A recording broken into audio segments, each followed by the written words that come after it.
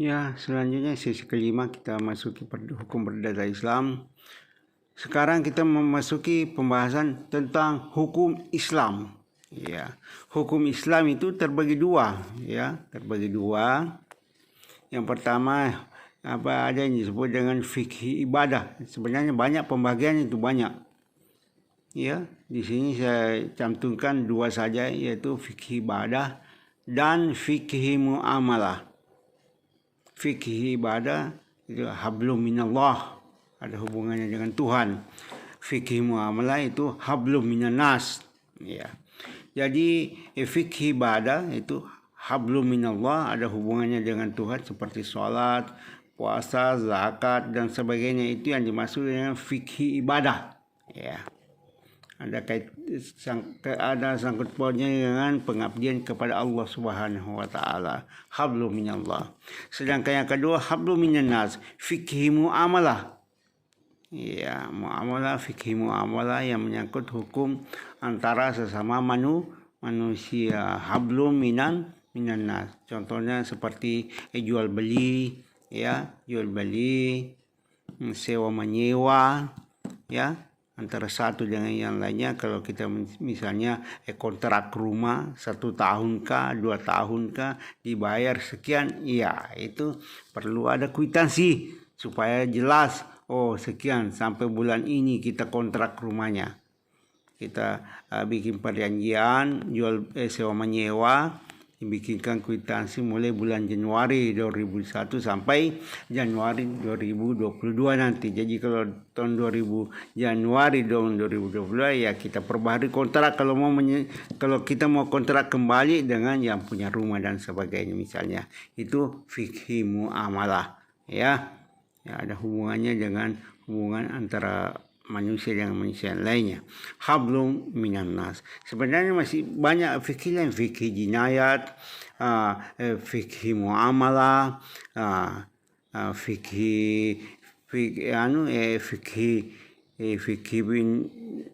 menyangkut masalah pernikahan, banyak sebenarnya fikih macam-macam itu dipelajari. Fikih jinayat yang ada kaitannya dengan masalah hukum pidana, hukum pidana Islam, jinayat, fikih jinayat. Nah, itu kan kamu mahasiswa akan pelajari nanti fikih mawaris dan sebagainya. Itu banyak sebenarnya macam-macam fikih, tapi di sini kita cantumkan dua, fikih ibadah dan fikih muamalah. Fikih muamalah itu sudah meliputi semua fikih-fikih yang lain, karena ada keterkaitannya antara manusia dengan manusia yang lain. Itu fikih muamalah, sudah termasuk fikih jinayat, fikih fikih nikah, fikih mawaris dan sebagainya, pembagian harta manusia dan sebagainya. Kita di sini cantumkan cuma dua, yaitu fikih ibadah dan fikih muamalah. Hablum minallah dan wa hablum minannas. Itu dua, terbagi dua saja. Sedangkan menurut pembagian hukum Islam menurut versi Abdul Wahab Khalaf itu terbagi berapa? Terbagi 8 kah? Dibagi 8 atau dibagi 7. Fikih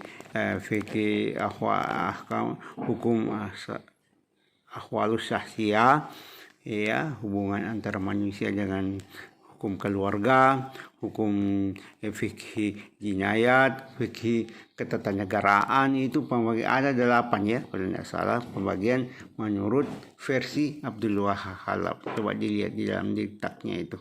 Ada 8 pembagian hukum Islam menurut versi Abdul Wahab Khalaf. Ada 8 pembagian hukum Islam semua itu.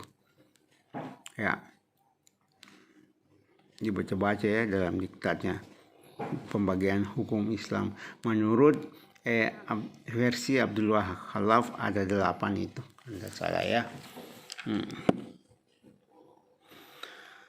Sekarang kita memasuki teori-teori berlakunya hukum Islam di Indonesia. Itu bagaimana itu teori berlakunya hukum Islam di Indonesia, kapan dan bagaimana. Ada berapa teori tentang berlakunya hukum Islam di Indonesia. Ya, ada 3 teori. Yang pertama teori receptio incomplexu. Apa yang dimaksud ini bahasa Belanda ini, bahwa hukum Islam itu dapat diterima di resepsi secara menyeluruh. Itu pendapat Vandenberg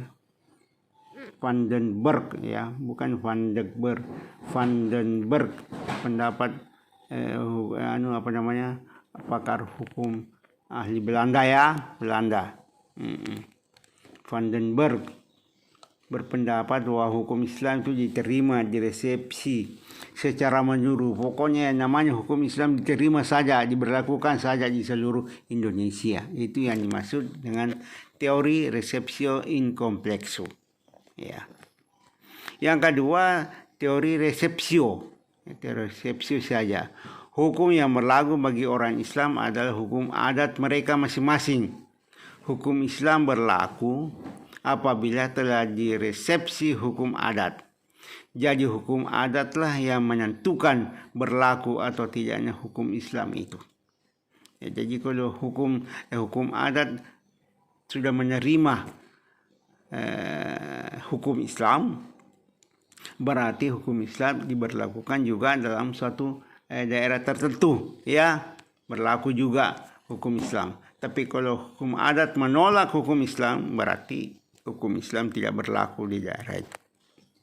Itu menurut pendapat Snok-Horgrønje, ya. Pendapat Belanda juga ini, Snok-Horgrønje.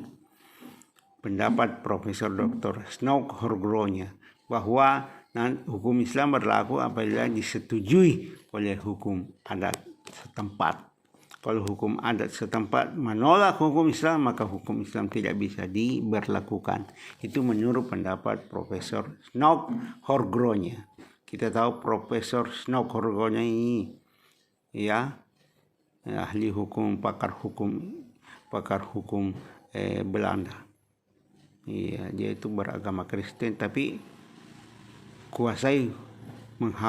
tapi dia hafal Al-Quran, dia kuasai Al-Quran. Kenapa? Karena dia memang pergi di Timur Tengah untuk mempelajari hukum Islam. Itu Profesor Snok-Horgrønje Kristen tapi dia kuasai hukum Islam. Bahkan dia hafal Al-Quran. Tujuannya untuk apa? Untuk menyerang hukum orang Islam sendiri itu. Nah, itu. Memang itu orang Belanda. Sama dulu kalau kita ucapkan itu kali itu Belanda tuh, nah itu hati-hati namanya.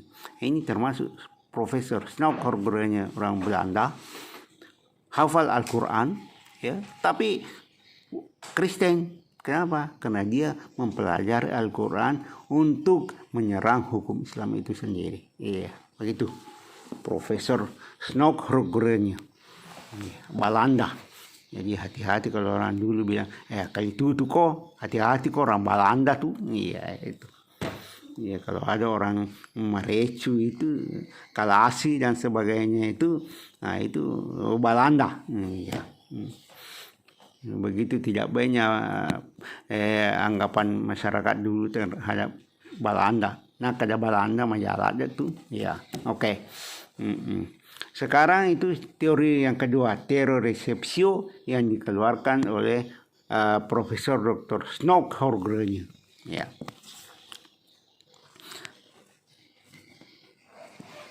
Sekarang yang ketiga itu hukum adat, teori resepsi exit atau resepsi en contrario. Apa itu yang dimaksud? Teori resepsi exit, resepsi en contrario. Hukum adat baru bisa sebaliknya. Hukum adat baru bisa berlaku kalau tidak bertentangan dengan hukum Islam. Kalau hukum adat bertentangan dengan hukum Islam, maka hukum adat itu tidak boleh diberlakukan. Ya, jadi yang menentukan adalah hukum Islam itu sendiri. Kalau hukum Islam sudah menerima hukum adat diberlakukan, maka berlakulah hukum adat.